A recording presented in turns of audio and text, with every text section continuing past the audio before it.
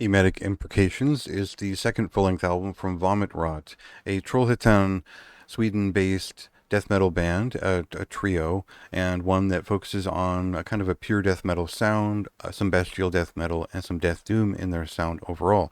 Now, this has changed depending on the demo or the album. Their first demo was definitely more of a bestial death doom kind of combination, something like Grave Upheaval or Impetuous Ritual, where there's some blasting bestial or war metal kind of touch to what they're doing, but there's also some death doom and some slower points in there too. So beyond that point, they came out with Rotten Vomit in 2022, and that was much more of just a bestial death metal record with some slower points. It wasn't really a death doom record anymore. They erased some of the nuance of their sound for the sake of something more bold, immediate, and sort of conveying their themes a little bit more harshly and showing a little bit more personality. It was kind of a slapped out record, and I didn't love it. It was okay. It sounded quite loud and aggressive, and I appreciate that about it. But the riffs weren't fully there, and I was kind of missing the sound of the demo.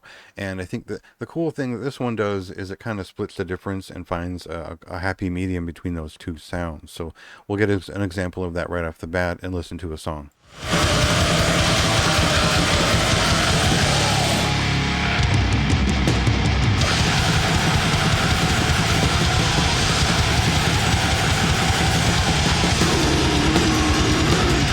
So obviously they'd always transcended the Rubicon here. They'd crossed that point to where they were kind of touching upon bestial death metal or war metal, but now they kind of ease back into the death doom on this record just a little bit. And when they split the difference, it sounds a bit like Triumvir Foul or maybe even Ruin Lust with kind of more grindcore influenced moments. There's kind of a death grind touch to some of this stuff when they mix the two ideas.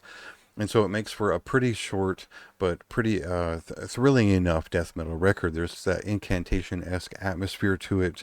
They're kind of moving slowly through some of these pieces and blasting through others. And when everything comes together, it's a pretty exciting record, but it doesn't really get going for a while until they hit on a couple of these songs. So I definitely prefer when this band is hitting on the mid-paced rhythmic touch of things, and I think they don't touch upon it often enough.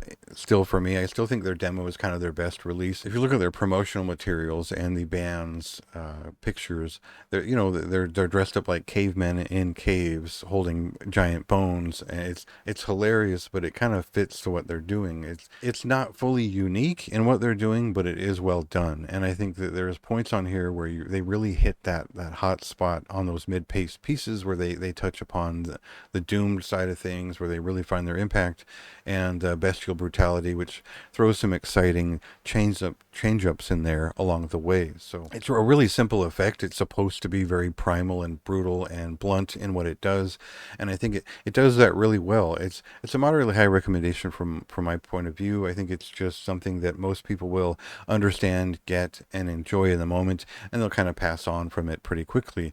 But I think that initial excitement and the brutality of it and kind of the doom of it all hits pretty solid in the moment.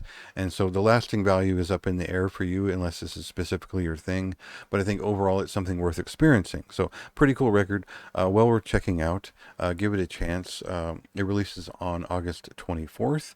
And go ahead and read my review for more of my thoughts.